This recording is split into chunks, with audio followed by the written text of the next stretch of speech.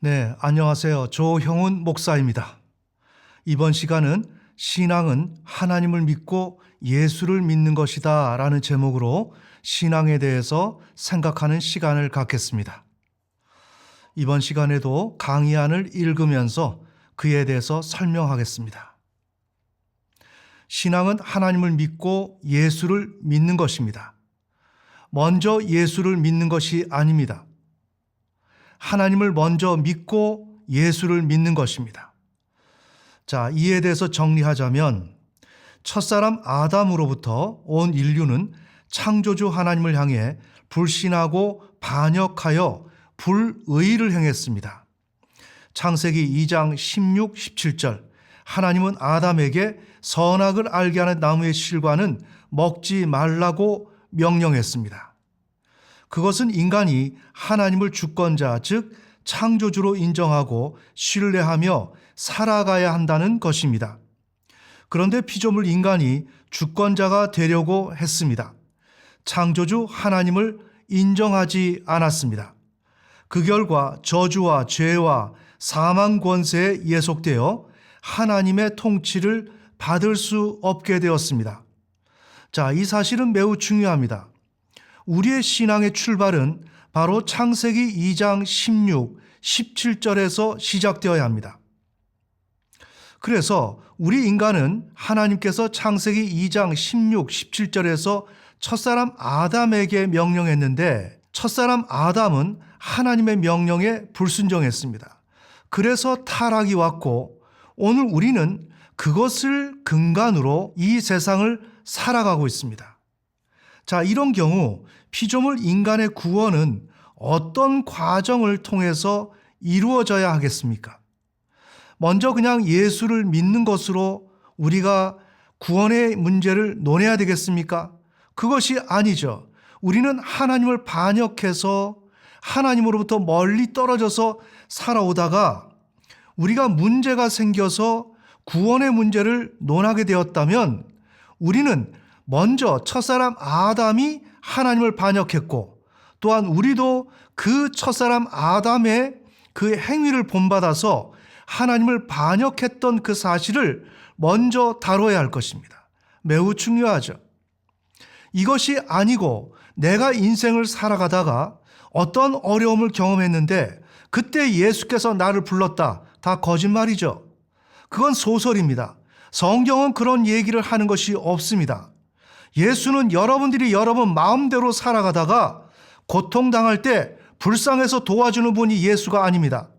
예수는 하나님을 반역한 인간이 하나님을 향해서 다시금 돌아왔을 때 하나님께서 그 사람을 만나게 하는 그러한 과정에서 예수를 보내는 것입니다. 여러분, 신앙을 똑바로 해야 됩니다. 신앙은 여러분에게 그냥 여러분 스스로가 마음대로 운영하라고 만들어내라고 여러분에게 작사작곡하라고 주어진 것이 아닙니다. 여러분 불쌍해서 하나님께서 긍휼히 여겨서 예수를 보낸 것이 아닙니다. 여러분이 하나님을 온전히 믿도록 하기 위해서 예수를 보낸 것입니다. 정신 똑바로 차려야 됩니다. 예수를 믿는다는 것, 하나님을 믿는다는 것은 여러분의 그러한 취향에 맞게끔 여러분의 애호에 맞게끔 만들어진 것이 아닙니다. 여러분의 육신의 소욕을 만족시키기 위해서 주어진 것이 아닙니다. 정신 똑바로 차리고 예수를 믿고 하나님을 믿고 성령님을 믿어야 합니다. 그래서 피조물 인간의 구원은 창조주 하나님을 우리 인간이 반역했던 그 사실로 돌아가서 다루어져야 합니다. 그래서 죄인은 고통 속에서 하나님을 창조주로 인정해야 합니다. 왜? 우리는 하나님을 반역했기 때문에 그 결과 고통이 주어졌습니다. 그러기에 우리는 그 고통 속에서 하나님을 창조주로 인정하는 단계를 밟아야 한다는 것입니다. 자신이 하나님을 불신하고 반역한 불의를 회개해야 합니다. 그리고 창조주 하나님께서 나를 통치해 주세요 라고 하는 그러한 승인의 절차를 밟아야 하는 것입니다. 매우 중요하죠. 자, 여기서 잠시 짚고 넘어갑시다. 우리가 교회에서 신앙을 하게 될 때 이러한 절차를 밟습니까? 안 밟지요. 나는 죄인이고 예수가 나를 위해서 죽었고 그래서 나를 구원해 주신다. 이러한 논리로 접근하죠. 그러기에 오늘 우리의 신앙은 빵점이라는 것입니다. 자, 오늘 우리 지저스 메디컬 센터는 대한민국에 존재합니다. 그런데 멀리 있는 대한민국에서 왜 이러한 복음을 전하겠습니까? 현재 미국이 복음이 없기 때문에 그렇습니다. 현재 미국에 있는 복음은 가짜 복음입니다. 여러분이 이 사실을 분명히 알고 우리 지저스 메디컬 센터가 전달하는 이 복음을 그대로 받아들이기를 원합니다. 그래서 자신이 하나님을 불신하고 반역한 불의를 회개하고 창조주 하나님 저를 통치해 주세요 라고 하는 그러한 절차를 밟아야 한다는 것입니다. 그때 하나님은 죄인을 용서하십니다.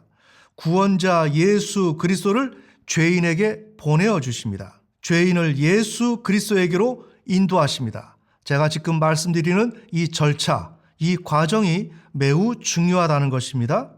그 후 예수 그리스도는 그 죄인을 구원해 주십니다. 그러면 이에 대한 하나의 사례를 들겠습니다. 지금 제가 드린 말씀은 성경에 나오는 그 내용인데 이것을 여러분이 매우 쉽게 이해를 할 수 있어야 합니다. 그래서 그에 관한 하나의 사례를 들겠습니다. 사례의 주인공은 오늘 우리 대한민국의 제일 큰 교회를 섬겼던 조용기 목사님 사례입니다. 자, 그러면 이에 대해서 말씀드리겠습니다. 본 사례에서는 우리 조용기 목사님이 되기 전에 고등학교 2학년 시절이었습니다. 그래서 저는 조용기라고 표현하겠습니다. 조용기는 하나님을 전혀 몰랐던 분입니다. 그런데 질병으로 인해 죽음의 문턱에서 하나님을 불렀습니다. 그 하나님께 회개했습니다. 자, 여기서 보세요. 조용기가 예수 그리스도를 부른 것이 아닙니다. 하나님을 불렀습니다. 이것이 매우 중요하다는 거죠. 그래서 그 하나님께 회개했습니다. 그때 하나님은 구원자 예수 그리스도를 조용기에게 보내어 주셨습니다. 조용기를 예수 그리스도에게로 인도해 주셨습니다. 예수 그리스도는 조용기를 구원해 주셨습니다. 조용기는 그 예수 그리스도를 믿어 구원을 얻었습니다. 자, 이 내용이 조용기 목사님의 구원의 사례 가운데 명확하게 나와 있습니다. 자, 그러면 사례를 읽으면서 설명해 드리겠습니다. 다음은 사례 내용입니다. 저는 1954년 고등학교 2학년 때 피를 많이 토하여 쓰러졌습니다. 우리 민족이 겪은 6.25 사변을 통해 많은 고생을 했습니다. 아침부터 저녁까지 행상을 했습니다. 하루에 한두 끼 식사만 할 수 있었습니다. 이와 같은 생활이 지속된 결과 과로가 쌓였습니다. 결국 피를 토하게 되었습니다. 병원에 실려갔습니다. 병원에서 엑스레이를 찍었습니다. 그 결과에 의하면 저는 많이 살 수 있으면 6개월을 살 수 있었습니다. 의사 선생님은 저에게 다음과 같이 말했습니다. 학생, 미안해. 현재 의학은 학생을 고칠 수 없어. 학생의 오른쪽 폐 중엽이 다 썩었어. 구멍이 다 떨어졌어. 왼쪽에는 벌집같이 되어 있어. 이것은 수술도 할 수 없고 약으로도 못 고쳐. 그러니까 집에 돌아가서 먹고 쉬어. 혹시 만나고 싶은 사람이 있으면 그 사람을 만나. 그렇게 하면서 그날을 기다린 것밖에 없어. 자, 이러한 모습은 어떠한 의미를 지니는 걸까요? 이것은 피조물 인간이 창조주 하나님을 반역하여 홀로 인생을 살아가게 될 때 겪는 당연한 모습입니다. 자, 우리는 신앙에서 우리가 하나님을 만나기 전에, 신앙으로 들어오기 전에 우리의 모습을 정리할 때 바로 이러한 개념으로 정리해야 합니다. 다시 말씀드리자면 이러한 개념도 없이 밑도 끝도 없이 내가 어려움을 경험했다, 내가 슬펐다, 내가 남편으로부터, 아내로부터 어떠한 거절을 받아서 고통을 당했다, 질병 때문에 어떤 사업에 실패해서 이러한 이야기를 하면 안 되는 것입니다. 그 이야기를 하는 것은 좋지만 그것은 왜 우리에게 고통이 되었는가? 그것은 우리가 하나님을 반역해서 하나님의 통치를 받을 수 없었기 때문에 바로 그러한 고통을 경험할 수밖에 없었다는 것입니다.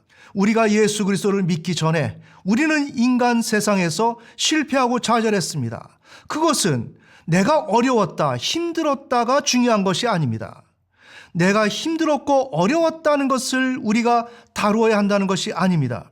우리는 그 시절에 무엇을 생각을 했어야 하는가? 내 인생은 왜 이렇게 힘들지? 더 나아가서 인간은 어떻게 살아야 하는 것인가? 라는 그 질문을 해야만 했었다는 것입니다. 예수 그리스도를 믿기 전에 이러한 과정을 밟아야 했다는 것입니다. 또한 더 나아가서 인간은 창조주 하나님을 신뢰하고 그리하여 복을 얻어야 하는 거야 라고 하는 그러한 답을 얻기 위해서 노력했어야 했고, 이러한 내용을 우리는 결론으로 손에 쥐고 있어야만 했었다는 내용이죠. 자, 그렇다면 여러분의 신앙을 한번 돌이켜 보십시오. 이 과정이 있었습니까? 아마 없었을 것입니다. 이러한 과정을 밟아주는 이도 없고 이것이 신앙이라고 말해주는 이도 없고 그냥 교회 가자, 너 힘들지? 예수님이 너 사랑해. 이런 싸구려 신앙을 우리는 전수받았다 이것입니다. 그러기에 오늘 우리는 신앙에 입문했어도 하나님을 만나지 못하고 하나님은 저 멀리 까마득한 곳에 계시고 하나님의 음성을 들을 수가 없고, 그러기에 우리는 어떻게 합니까? 신앙의 자유행위를 한다.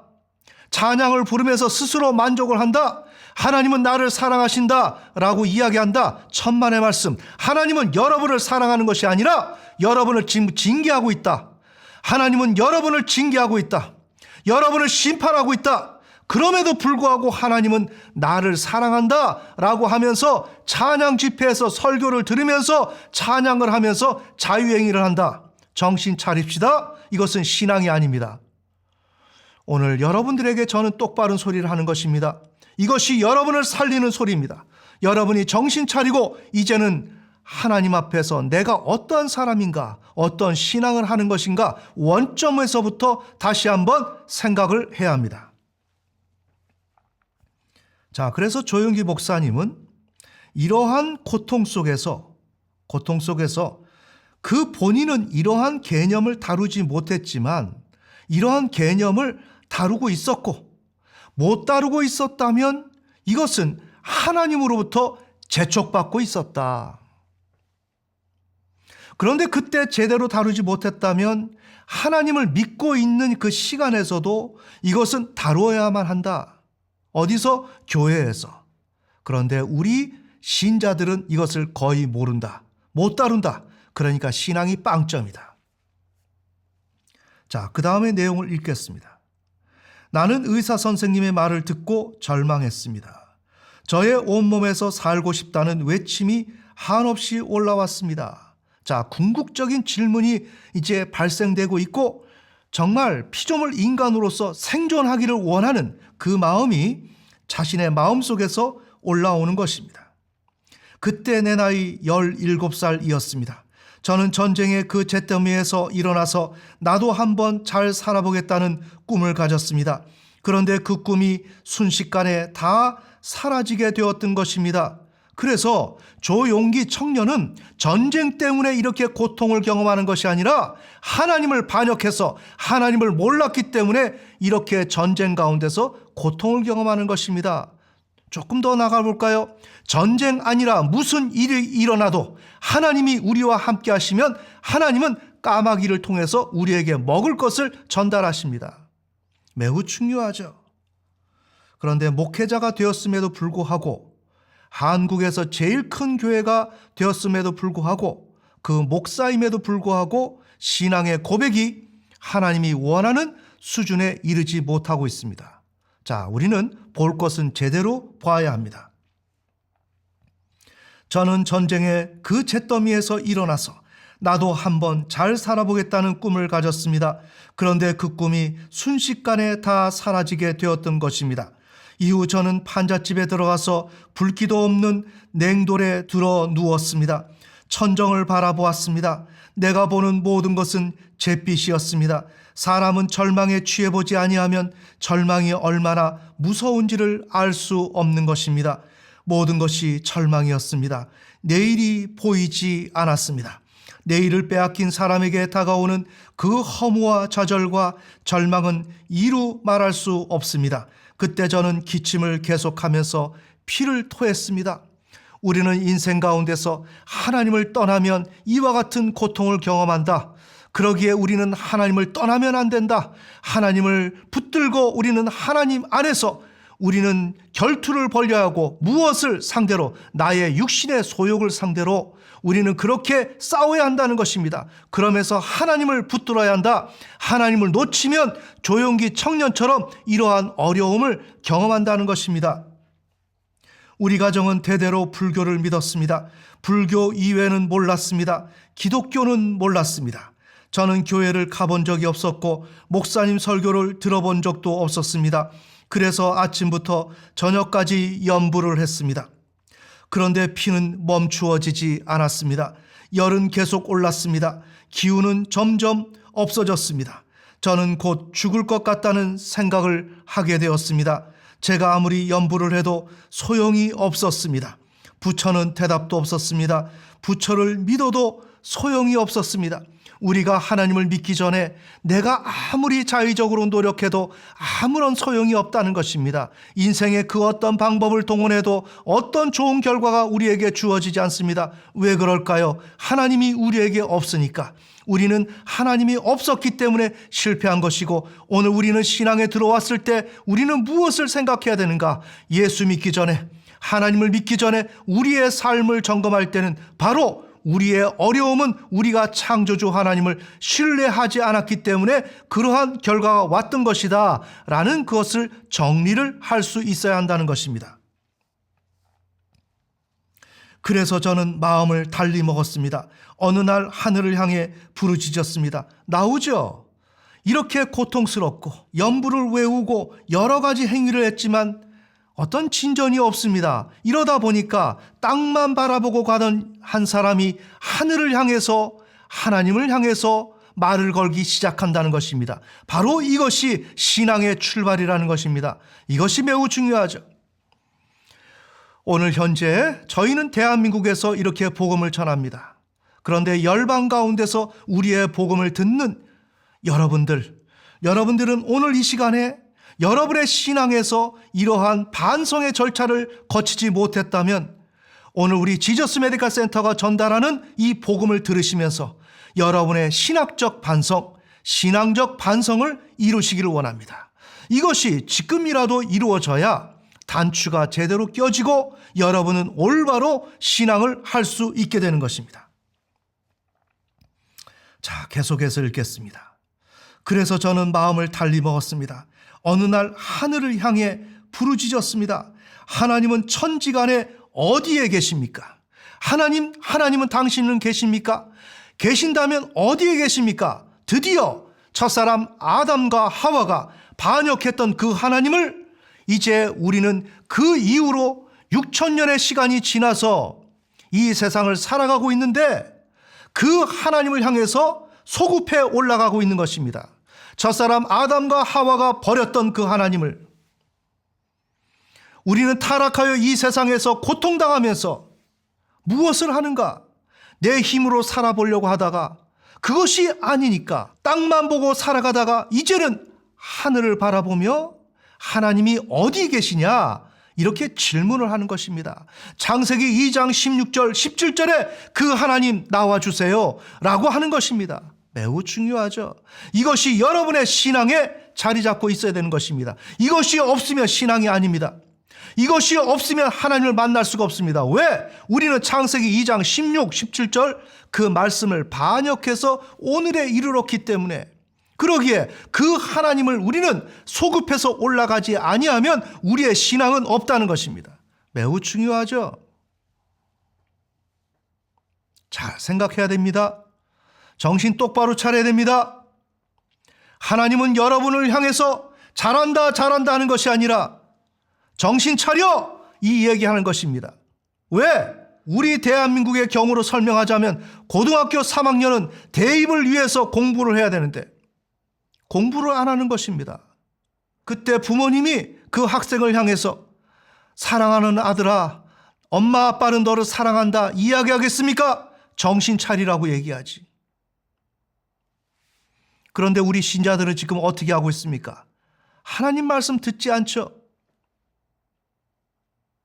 그저 내 생각대로 살죠. 그러면 고등학교 3학년 학생인데 탈선했습니다. 그 학생과 우리와 동일하다는 것입니다. 우리는 신앙의 착각에서 벗어나야 되는 거예요. 우리는 교회 가서 맞아야 하는 것입니다. 교회 가서 꾸지람을 들어야 하는 것입니다. 책망을 들어야 하는 것입니다. 그래도 모자랍니다. 왜? 우리의 귀는 닫혀 있기 때문에. 그런데 현재 교회가 책망합니까? 안 하지요.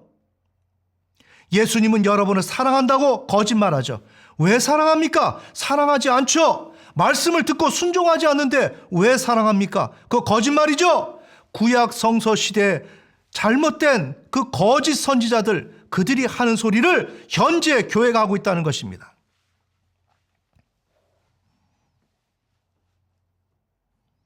여러분은 오늘 제가 드리는 말씀을 잘 들어야 돼요. 우리는 몸은 떨어져 있습니다. 저는 대한민국에 있습니다. 여러분은 열방에 있습니다. 하지만 우리는 그리스도 안에서 하나입니다. 멀지도 않습니다. 왜? 성령님이 우리 안에 거하시니까. 우리는 매우 가까이 있습니다. 우리는 이 말씀을 통해서 하나가 되어야 합니다. 이제 우리는 이 말씀을 통해서 예수 그리스도에게 순종해야 되고 하나님께 나가야 합니다. 성령님의 말씀을 들어야 합니다. 더 이상의 내가 알고 있던 그 교회에